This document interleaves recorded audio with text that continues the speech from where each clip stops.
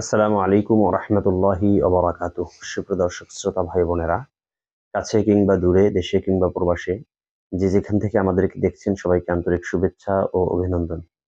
দর্শক, আজ আমরা আলোচনা করব স্বপ্নে মসজিদ দেখলে কি হয়? স্বপ্নে মসজিদ দেখা আসলে ভালো লক্ষণ না খারাপ লক্ষণ?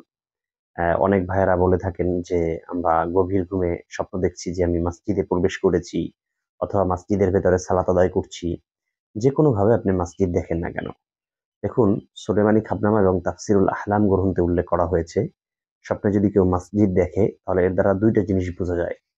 এক নাম্বার হলো যে আল্লাহ তাআলা তাকে দ্বীনি কাজে লিপ্ত করবেন, অর্থাৎ ধর্মীয় যে কাজগুলো আছে, ইসলামের যে কাজগুলো আছে, সেই কাজগুলো সে করার সুযোগ পাবে।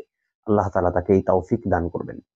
এবং তাফসিরুল আহলাম গ্রন্থে উল্লেখ করা হয়েছে যে যদি কেউ মসজিদে খিদমত করতে দেখে তাহলে এর দ্বারা বোঝা যায় আল্লাহ তাআলা তাকে বালা মুসিবত, বিপদ আপদ এ ধরনের যা কিছু আছে সবকিছু থেকে আল্লাহ তাআলা তাকে মুক্তি দান করবেন।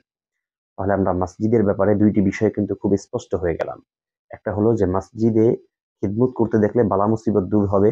দ্বিতীয় নম্বর, মসজিদে সালাত আদায় করা, মসজিদের পাশ দিয়ে হেঁটে যাওয়া, মসজিদকে দর্শন করা, এগুলো দ্বারা কিন্তু বোঝা যায় আল্লাহ তাআলা তাকে দ্বীনের উপরে অটল অবিচল রাখবেন এবং সে দ্বীনি কাজ করার সুযোগ পাবে। এজন্য যারা এই ধরনের স্বপ্ন দেখেছেন কখনো ভীতি সন্ত্রস্ত হবেন না, আতঙ্কিত হবেন না। এগুলো খুবই ভালো স্বপ্ন।